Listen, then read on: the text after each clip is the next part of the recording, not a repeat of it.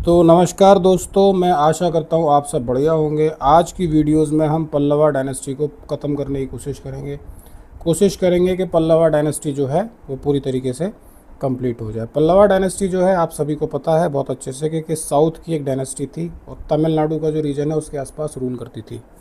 इस डायनेस्टी ने 3rd century से लेकर 9th सेंचुरी एडी तक रूल किया है। तो मेडिवल हिस्ट्री का एक टॉपिक है, इंपॉर्टेंट टॉपिक है, यूपीएससी में कई बार ऐसे क्वेश्चन पूछ ले जाते हैं। ये जो डायनेस्टी फेमस है, एक तो इसलिए फेमस है कि चालुक्यास के साथ इनकी राइवलरी थी जो कि कई सेंचुरीज तक चली, एक राजा से अगले राजा तक चली। इसके अलावा ये फेमस हैं अपने रॉक कट केव और टेम्पल्स के लिए।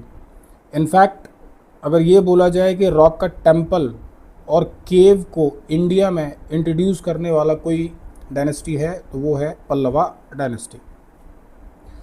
अब सवाल ये उठता है कि पल्लवास पावर में कैसे आए। जैसे कि सारी डायनेस्टी और पावर में आती हैं, वैसे ही पल्लवा पावर में आए दूसरी डायनेस्टी को हटाकर।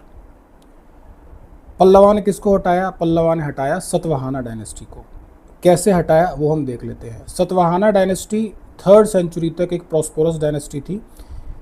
उसके बाद इसके अंदर क्राउन को लेकर आपस में झगड़े शुरू हो गए, डायनेस्टी वीक हो गई। इसका फ़ायदा लोकल फ्यूडेटरीज़ ने उठाया और अपने आप को इंडिपेंडेंट डिक्लेयर कर दिया। फ्यूडेटरीज़ क्या होते हैं? फ्यूडेटरीज़ बेसिकली वो छोटे छोटे राजा होते हैं जो कि राजा के सबऑर्डिनेट होते हैं। कोई भी किंग इतने बड़े किंगडम को अपने दम पर नहीं चला सकता है, तो वो क्या करता है, रीजनल फ्यूडेटरीज़ राजा को अपॉइंट कर देता है। उनका काम होता है टैक्स कलेक्ट करना और राजा को ट्रिब्यूट करना, लोकल एडमिनिस्ट्रेशन को चलाना, और राजा सेंट्रली एडमिनिस्ट्रेशन को मॉनिटर करता है। जैसे आज सेंट्रल गवर्नमेंट और स्टेट गवर्नमेंट का सिस्टम था, उस समय पे किंग और फ्यूडेटरीज का सिस्टम हुआ करता था। Feudatories is equal to state government and king is equal to central government. तो पल्लवास जो थे ऐसे ही एक फ्यूडेटरी थे सतवाहाना किंगडम के अंदर, जो कि अमरावती रीजन के आसपास रूल करते थे। जब सतवाहाना एम्पायर वीक हुआ तो जो पल्लवा के उस समय फ्यूडेटरी थे, लोकल किंग थे, उनका नाम था सिम्हावर्मन। उन्होंने अपने आप को इंडिपेंडेंट डिक्लेयर कर दिया। इन्होंने अकेले अपने आप को इंडिपेंडेंट डिक्लेयर नहीं किया, इनके अलावा कुल 6 ऐसे फ्यूडेटरीज थे जिन्होंने अपने आप को इंडिपेंडेंट डिक्लेयर कर दिया। और सतवाहाना एम्पायर जो है उसमें 6 अलग अलग किंगडम्स एवॉल्व होके आ गए। जो पल्लवास थे उन्होंने अपने आप को इस रीजन में इंडिपेंडेंट डिक्लेयर किया है जो मैंने ड्रॉ किया है। इसके अंदर आंध्र प्रदेश का ये वाला रीजन और तमिलनाडु का ये वाला रीजन, इस रीजन में पल्लवास ने अपने आप को इंडिपेंडेंट डिक्लेयर कर दिया। इसके अलावा वेस्टर्न क्षत्रापास ने अपने आप को गुजरात और मालवा के रीजन में, इधर चूतु डायनेस्टी ने अपने आप को कर्नाटक के रीजन में, वाटाकटा ने अपने आप को महाराष्ट्र के विदर्भा रीजन में, अबिहार ने अपने आप को महाराष्ट्र के रीजनल में। तो कुल मिला के 6 छोटी डायनेस्टी आगे निकल के आ गई और सतवाहाना एम्पायर जो है वो वीक हो गया। ये जो सारा इंसिडेंस है ये अराउंड 275 एडी के आसपास का है, जब सिम्हावर्मन और इन बाकी सब ने अपने आप को इंडिपेंडेंट डिक्लेयर किया। Over the period of time in the next 300 और 400 ईयर्स, पल्लवास का जो किंगडम है वो एक्सपैंड कर जाता है और काफ़ी ज़्यादा वो आगे जाके डेवलप कर जाता है।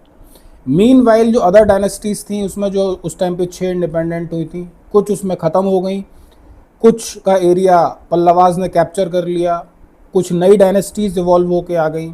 तो ऐसी ही एक डायनेस्टी जो इवॉल्व होके आई इन 300-400 साल में, उसका नाम था चालुक्यास। ये इनके बराबर में इवॉल्व हुए और आगे जाके इनकी राइवलरी बहुत ज़्यादा फेमस हुई। तो अब हम सीधा 275 एडी से 600 एडी पे शिफ्ट कर जाते हैं, क्योंकि बीच में जो रूलर्स थे वो इतने ज़्यादा फेमस नहीं थे और उनका इतना ज़्यादा रिमार्केबल काम नहीं था, एग्ज़ाम्स में ज़्यादा पूछा नहीं जाता है। तो हम सिर्फ सेलेक्टिव और जो इम्पोर्टेंट है उसी को कवर करने की कोशिश करेंगे। तो जो पहले इंपॉर्टेंट रूलर थे उनका नाम था महेंद्र वर्मन वन। ये फेमस हैं बहुत ज़्यादा अपने काम के लिए और अपनी क्यूरियोसिटी के लिए। ये इतने ज़्यादा क्यूरियस थे कि लोग इनको विचित्र समझते थे और इनका नाम जो पड़ गया वो पड़ गया विचित्र चित्त। इन्होंने लॉजिकल थिंकिंग का एक एग्जाम्पल सेट किया। ये किसी भी चीज़ को ब्लाइंडली बिलीव नहीं करते थे, ये सुकरात की फिलॉसफी पे चलते थे। हर एक चीज़ को तब तक क्वेश्चन करते रहते थे जब तक इनको फाइनली उसका एक अच्छा आउटकम निकल के नहीं आ जाए। उस टाइम पर जो सबसे ज़्यादा नॉलेजेबल चीज़ थी वो थी रिलीजन, क्योंकि जैनिज़्म, बुद्धिज़्म, शैविज़्म और वैष्णविज़्म चारों जो है एक्सपेंड कर रहे थे, और एक्सपेंड करने के बाद साथ साथ एक दूसरे के ऊपर इंटेलेक्चुअल अटैक्स भी कर रहे थे। इंटेलेक्चुअल अटैक से मतलब है फिलॉसफिकल अटैक, नॉलेज एक दूसरे से टकरा रही थी, तलवारें नहीं थी। तो ये जो रिलीजियस स्कॉलर्स होते थे ये किंग को इम्प्रेस करने की कोशिश करते थे, क्योंकि अगर एक बार किंग इम्प्रेस हो जाएगा तो वो इनके रिलीजन एक्सपेंशन में हेल्प करेगा, क्योंकि उस टाइम पर किंग जो है वो लैंड ग्रांट्स दिया करते थे रिलीजियस इंस्टीट्यूशंस को। तो इसीलिए ये सारे जो रिलीजियस लोग होते थे, इंटेलेक्चुअल्स, ये किंग को इम्प्रेस करने की कोशिश किया करते थे और कोशिश करते थे कि किंग इनके फेथ में कैसे भी कन्वर्ट हो जाए। तो महेंद्र वर्मन वन एक ऐसे राजा थे जो कि इतनी आसानी से किसी की बातों में आने वाले नहीं थे।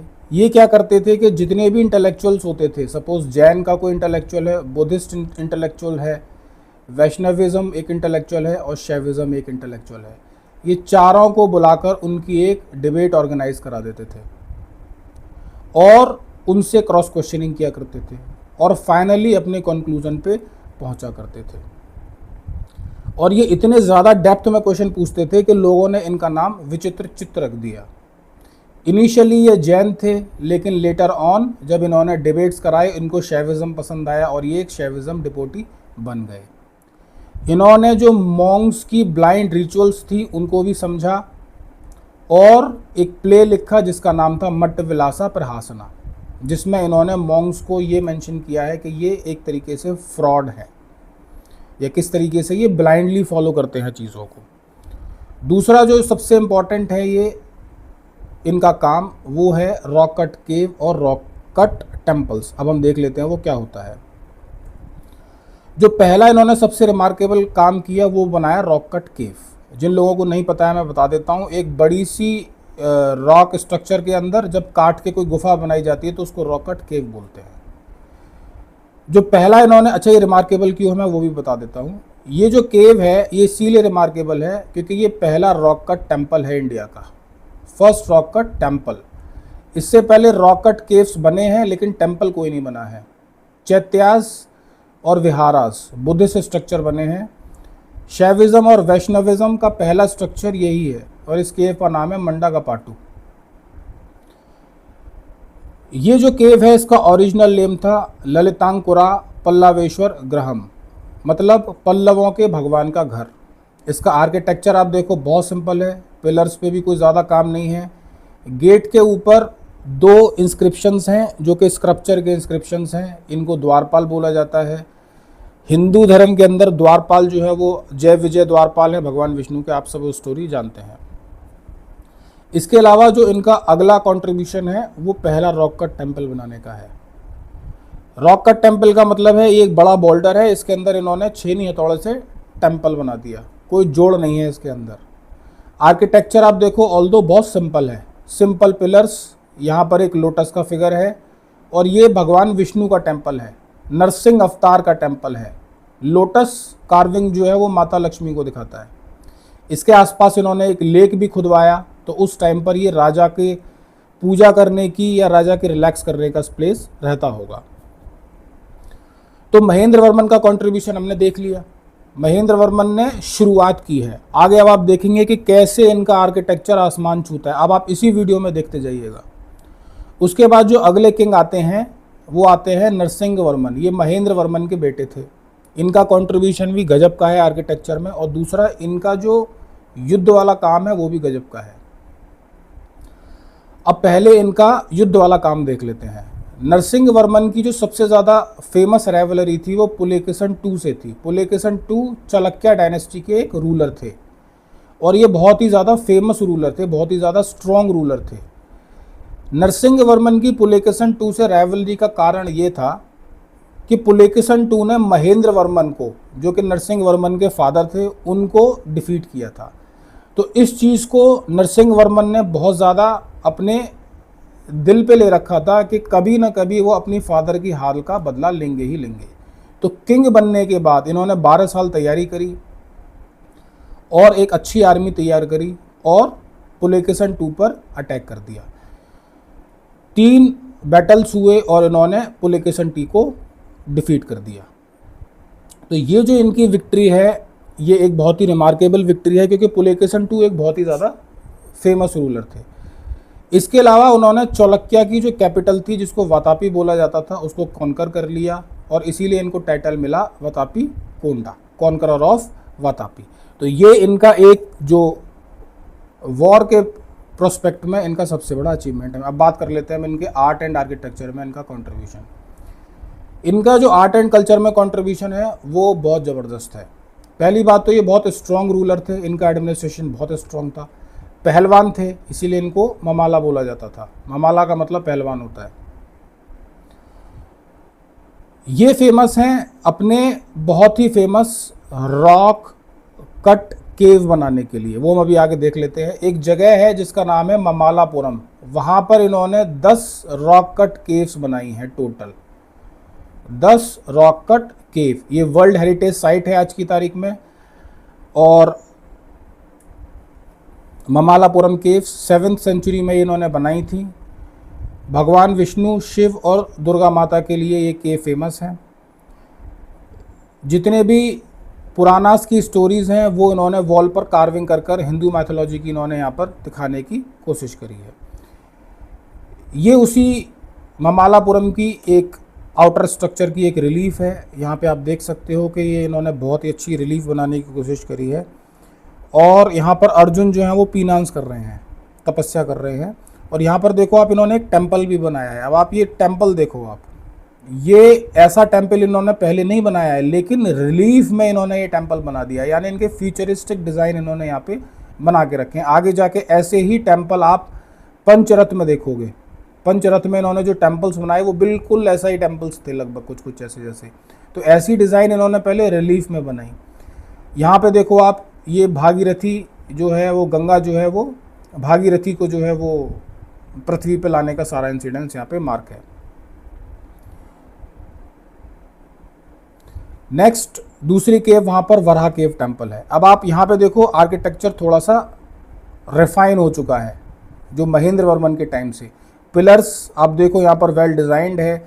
यहाँ पर एक किसी एनिमल का स्कल्पचर दिखाई पड़ रहा है। ये यहाँ पे कार्विंग्स हैं। ये यहाँ पे वराह अवतार उठाए हुए हैं धरती माता को, अर्थ को। नेक्स्ट ये केव है कृष्ण मंडपम। यहाँ पे भगवान श्री कृष्ण जो है वो गोवर्धन पर्वत को उठाए हुए हैं और बाकी लोग जो है नीचे रेस्ट कर रहे हैं। अगेन आर्किटेक्चर में थोड़ा सा रिफाइनमेंट है। पिलर्स आप देखो वेल डिज़ाइन है। एक यहाँ पर एक एनिमल का स्कल्पचर दिखाई पड़ रहा है पिलर पे। दूसरा यहाँ पर आप देखिए, यहाँ पर एक प्लान जैसा दिखाई पड़ रहा है किसी टेम्पल का। तो ये सब फ्यूचरिस्टिक, आगे जाके ये सारे टेम्पल्स ये बनाने वाले थे, लेकिन उसकी इमेजिनेशन इन्होंने अपनी कार्विंग के अंदर शो कर दी है। अब ये पहला रॉक कट टेम्पल है जो इन्होंने बनाया था। अब देखिए, हम बात कर रहे हैं नरसिंह वर्मन के आर्ट एंड कल्चर की। तो ये इनकी केव हमने देख ली जो इन्होंने बनाई। अब नरसिंह वर्मन ने जो टेम्पल बनाया, अब आप वो देखिए। ये एक पंचरथ करके टेम्पल है, ये इन्होंने बनाया। ये रॉक कट है और इंडिया का पहला रॉक कट टेम्पल है। ये 5 रथ इन्होंने पांडवों के लिए बनाए हैं, 1 2 3 4 5, 5वां एरा पीछे। ये एक एक बॉर्डर से एक एक रथ बनाया हुआ है। तो ये पहला इनका रॉक कट गजब का टेम्पल इनका बनाया हुआ है नरसिंह वर्मन का। उसके बाद जो अगले इंपॉर्टेंट रूलर थे उनका नाम था नरसिंह वर्मन II। तो अब तक हम तीसरे राजा पे आ चुके हैं इंपॉर्टेंट। पहला हमने देख लिया महेंद्र वर्मन, दूसरा नरसिंह वर्मन I, तीसरा नरसिंह वर्मन II। इन्होंने 695 से लेकर 722 AD तक रूल किया। ये फेमस हैं अपने शोर टेम्पल के लिए। तो जो टेम्पल आपने ममालापुरम केव्स में ऊपर देखे थे, वैसा टेम्पल इन्होंने रियलिस्टिकली बनाने की कोशिश करी। और ये साउथ इंडिया का पहला स्ट्रक्चर टेम्पल है। पहला स्ट्रक्चर टेम्पल है ये साउथ इंडिया का, वन ऑफ द फर्स्ट। मैं ये नहीं कहूँगा कि पहला, क्योंकि इतना परफेक्टली बोलना मुश्किल है, लेकिन one of the first temple है ये। इनको राजसिम्हा पल्लवा का टाइटल मिला और इन्होंने रॉक कट टेम्पल से स्ट्रक्चरल टेम्पल्स की तरफ स्विच किया। इन्हीं के आर्किटेक्चर से इंस्पायर होकर आगे चोलाज ने टेम्पल बनाए, और जो आगे बहुत सारे चोलाज आर्किटेक्चर बहुत फेमस है, हम सभी जानते हैं, लेकिन शुरुआत करने वाले यही थे। इनका राइन जो था वो बहुत ज़्यादा पीसफुल था और इन्होंने आर्ट एंड कल्चर पे ज़्यादा ध्यान दिया। तो ये जो वो शोर टेम्पल है जो नरसिंह वर्मन ने बनाया, आप देख सकते हो, ये रॉक कट नहीं है, ये स्टेप बाय स्टेप बनाया गया है। यहाँ पे ब्लॉक्स रखा गया है, ये यहाँ पे एक सबसे बड़ा ब्लॉक है, ब्लॉक के ऊपर फिर एक इन्होंने पटिया रखी है, फिर एक ब्लॉक है, फिर पटिया है, फिर ब्लॉक है। तो जैसे पिरामिड का स्ट्रक्चर बनता है, ब्लॉक के ऊपर ब्लॉक, ब्लॉक के ऊपर ब्लॉक, ऐसे करके इन्होंने बनाया है। एस्थेटिक्स का इन्होंने बहुत ज़्यादा ध्यान दिया है। एक विमान है, आप देखो ये विमान की शेप है, ड्रेविडियर आर्किटेक्चर है। यहाँ पर इन्होंने शिखर बनाया है, ये बहुत भारी शिखर है, पता नहीं कैसे इन्होंने ऊपर पहुँचाया है इसको। जनरली ये लोग रैंप बनाते थे और रैंप बना के इसको रखते थे। और यहाँ पर आप देखो, यहाँ पर बाउंड्री इन्होंने बनाई है, और यहाँ पर आप स्क्रप्चर्स देख सकते हो। मुझे लग रहा है ये नंदी महाराज का इंस्क्रिप्शन है यहाँ पर, सॉरी स्क्रप्चर है। इसके अलावा यहाँ पर पिलर्स के ऊपर भी स्क्रप्चर्स बने हुए हैं। तो यहाँ पर आर्किटेक्चर में आप देखो बहुत ज़्यादा एडवांसमेंट आपको देखने को मिलता है। तो शोर टेम्पल जो है वो 3 टेम्पल्स का कॉम्बिनेशन है, जिसमें 2 शिव की श्राइन है और एक भगवान विष्णु की श्राइन है। मल्टी लेयर टावर है और नंदी स्क्रप्चर से इसको सराउंड किया हुआ है। ये सब हम डिस्कस कर चुके हैं। अब ये जो एक ही जगह भगवान शिव का और भगवान विष्णु का टेम्पल है, ये बताता है कि शैविज्म और वैष्णविज्म के बीच में कन्फ्लिक्ट नहीं था, और राजा जो था उसका फेथ दोनों को लेके बराबर था, वो दोनों को रेस्पेक्ट करता था। शोर टेम्पल जो था वो अपने टाइम पर सिर्फ रिलीजियस प्लेस नहीं था, वो एक इकोनॉमिक प्लेस भी था, और टैक्स कलेक्शन का एक बहुत ही ज़्यादा इम्पोर्टेंट सोर्स भी था, क्योंकि इसको जो बनाया गया है वो समुद्र के किनारे बनाया गया है। आते जाते शिप से टैक्स कलेक्शन का जो काम था वो इसी टेम्पल के थ्रू होता था। पुराने समय के टेम्पल्स आज के टेम्पल्स जैसे नहीं थे। वहाँ पर रिलीजियस एक्टिविटीज़ के साथ साथ एजुकेशनल एक्टिविटीज़ और इकोनॉमिक एक्टिविटीज़ के भी सेंटर हुआ करते थे। उनके पास बहुत ज़्यादा लैंड ग्रांट्स होते थे, बहुत ज़्यादा रिच होते थे टेम्पल पुराने। इसके बाद जो अगले फेमस रूलर हैं उनका नाम है नंदी वर्मन 2। इन्होंने 731 से लेके 796 तक इन्होंने इनका राइन था। अराउंड आप देखो तो 65 साल तक ये राजा रहे हैं। इंडिया में शायद इतना लंबा राजा कोई नहीं रहा है। अगर मैं बोलूँ इंडिया का जो सबसे लॉन्गेस्ट राइन वाले राजा हैं तो वो नंदी वर्मन 2 हैं।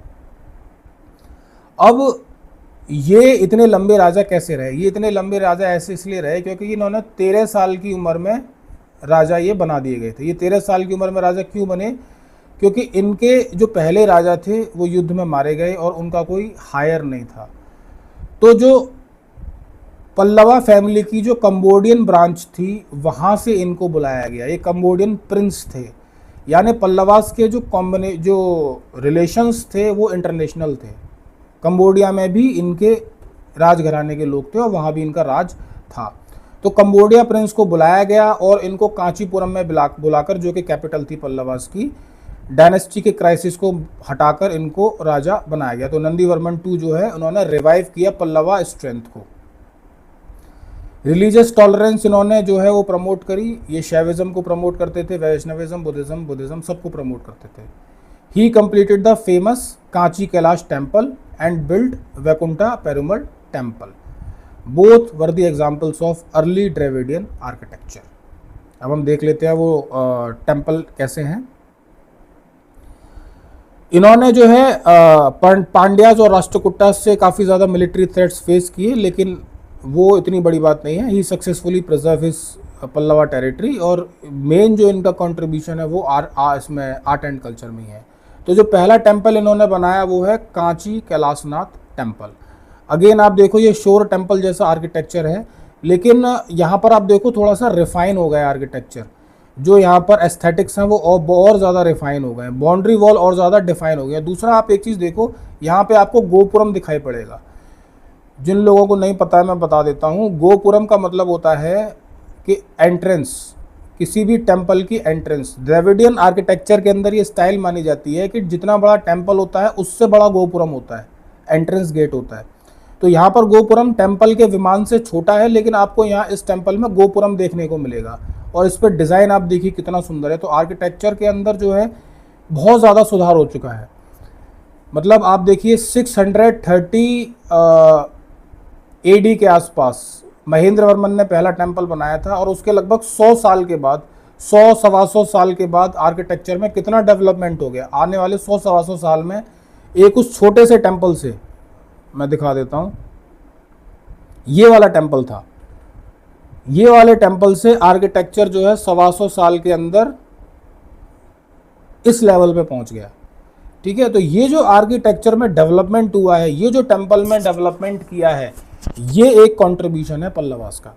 इसके अलावा आप इनका दूसरा टेम्पल देखो, ये कांची कैलाशनाथ टेम्पल के बारे में है। लॉर्ड शिवा का है, ये सैंडस्टोन से बना है। इसमें टोटल 58 स्मॉल श्राइन्स हैं और ये टॉल विमान है, ये सब हमने डिस्कस कर लिया है। तो ये पल्लवा आर्ट का एक बहुत ज़बरदस्त एग्जाम्पल है। इसके अलावा आप इनका दूसरा टेम्पल देखो जिन्होंने बनाया है, वो है वैकुंठ पेरुमल टेम्पल। अगेन वही पिरामिड स्टाइल में ये बनाया हुआ टेम्पल है। आर्किटेक्चर बहुत फाइन है, बहुत ज़्यादा वेल डिफाइंड है। अब डिटेल में आर्किटेक्चर हम डिस्कस नहीं करेंगे क्योंकि हमारे पास उस लेवल की जूम इमेजेस नहीं है और इसका पर्पस भी नहीं है। आर्किटेक्चर की वीडियोस अलग से बनाएंगे।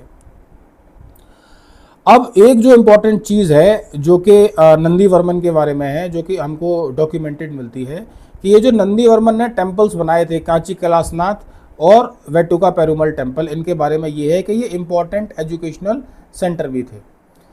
टेम्पल्स जो थे वो प्लेस ऑफ वर्शिप नहीं थे, प्लेस ऑफ लर्निंग भी थे। और यहाँ पर Tamil, Vedas, philosophy, dance, music, medicine सब कुछ पढ़ा जाता था। इन दोनों टेम्पल्स के साथ मठ और गुरुकुल अटैच थे, यानी इस टेम्पल की सराउंडिंग में काफ़ी ज़्यादा गुरुकुल थे। और ऐसा डॉक्यूमेंटेड है कि यहाँ पर स्टडीज़ इतनी एडवांस लेवल की थी कि कंबोडिया से यहाँ पर टीचर्स और स्कॉलर्स को बुलाया जाता था ताकि वो एकेडमिक एक्सेलेंस में जो है वो बच्चों की हेल्प करें। तो इससे ये पता पड़ता है कि ये टेम्पल जो है एजुकेशनल सेंटर के बहुत इंपॉर्टेंट एजुकेशनल सेंटर थे। और ये यूपीएससी में भी क्वेश्चन पूछा जा चुका है कि क्या टेम्पल सिर्फ रिलीजियस जगह थे या वो सिर्फ एजुकेशनल सेंटर भी थे। तो टेम्पल जो है वो एजुकेशनल सेंटर थे, और इसका एग्जाम्पल आप वैकुंठा पेरुमल टेम्पल और कांची कैलाशनाथ टेम्पल से आप बता सकते हैं कि हाँ ये इंपॉर्टेंट एजुकेशनल सेंटर थे। और नंदी वर्मन 2 का रेफरेंस देके उसका आंसर लिखा जा सकता है। अब ये जो टेम्पल्स थे ये बहुत ज़्यादा स्टडीज़ में थे, तो इन्होंने संस्कृत, क्योंकि जितना भी आप देखोगे ना वैदिक लिटरेचर है वो सारा संस्कृत में डेवलप हुआ है। तो इन्होंने क्या किया कि ये चूँकि हर एक जितने भी इम्पॉर्टेंट जो संस्कृत के जो लिटरेचर तो स्टडी करते थे, और इनकी जो लैंग्वेज थी वो तमिल थी। तो संस्कृत और तमिल के कॉम्बिनेशन से एक लैंग्वेज डेवलप होती है जिसको बोला गया ग्रंथा स्क्रिप्ट।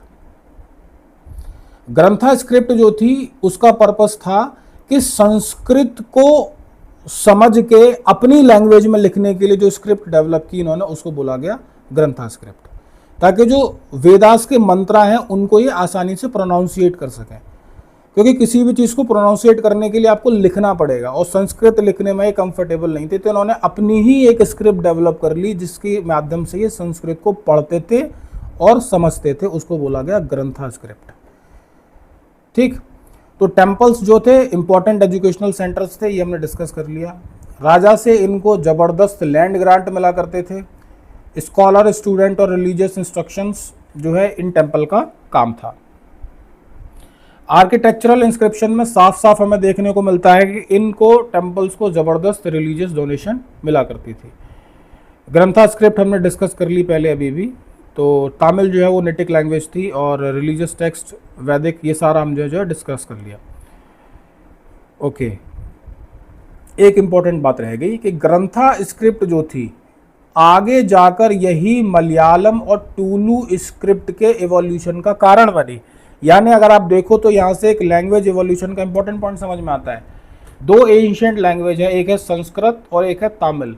संस्कृत और तमिल के संगम से जो लैंग्वेज निकल के आई वो निकल के आई ग्रंथा स्क्रिप्ट, और ग्रंथा स्क्रिप्ट जो है उससे आगे मॉडिफाई होके मलयालम और तुलु स्क्रिप्ट निकली है। तो मलयालम कैसे आई है? मलयालम आई है ग्रंथा से। यानी आप सीधा सीधा बोल सकते हो कि मलयालम लैंग्वेज जो केरल में बोली जाती है आज, वो संस्कृत और तमिल के कॉम्बिनेशन से निकली है। तो आज भी हमें बहुत सारे जो ऐसी इंस्क्रिप्शंस मिलते हैं थाईलैंड, कंबोडिया और जावा में, जो कि ग्रंथा स्क्रिप्ट में हैं। तो इसका सीधा सीधा एक मतलब निकल के आता है कि जो पल्लवास थे उनके लिंक थाईलैंड, कंबोडिया, जावा में थे। अगर कोई ये बोले कि पल्लवास ने थाईलैंड, कंबोडिया, जावा में रूल किया, तो उसमें प्रॉब्लम क्या है? क्योंकि भाई वही ग्रंथा स्क्रिप्ट वहाँ पर है, वही ग्रंथा स्क्रिप्ट वहाँ पर है। तो इतना ही है पल्लवा डायनेस्टी में, इतना ही इन्होंने किया है। जो मेन वर्क है, जो एग्जाम पॉइंट ऑफ व्यू से पूछा जाता है, वो सब हमने यहाँ पर डिस्कस कर लिया है। ग्रंथा स्क्रिप्ट हो गया, इंपॉर्टेंट टेम्पल्स हो गए, और जो इंपॉर्टेंट किंग्स थे वो सारे के सारे हमने डिस्कस कर लिए। अब 9th सेंचुरी तक आते आते जो है ये अपने डिक्लाइन पे आ गए, वीक सक्सेसर थे, और चोलाज ने जो इनको हराया आदित्य वन के अंदर, और जो कांचीपुरम इनकी कैपिटल थी, और जो पल्लवा डायनेस्टी थी वो चोला एम्पायर के अंदर मर्ज हो गई। अल्टीमेटली ये भी इनके फ्यूडेटरी रहे होंगे, और इन्होंने भी इसको इंडिपेंडेंट डिक्लेयर करके अपने आप को, अपना राज्य स्थापित किया होगा। तो मैं आशा करता हूँ कि आपको वीडियो अच्छी लगी होगी और आपको समझ में आया होगा पल्लवा डायनेस्टी। और अगर आपकी कोई क्वेश्चन है, स्पेसिफिक क्वेश्चन है या कोई डाउट है, तो आप कमेंट में पूछिए। हम आगे से कोशिश करेंगे कि अगली वीडियो में कि हम जो है यूपीएससी मेंस के क्वेश्चन और जो यूपीएससी प्री में ऑब्जेक्टिव क्वेश्चन पूछे गए हैं उनको हम वीडियो में साथ में डालें, ताकि जो हमने पढ़ा है उसका क्या इम्पैक्ट है, क्या नहीं है, वो हमारे को समझ में आए। बहुत बहुत धन्यवाद।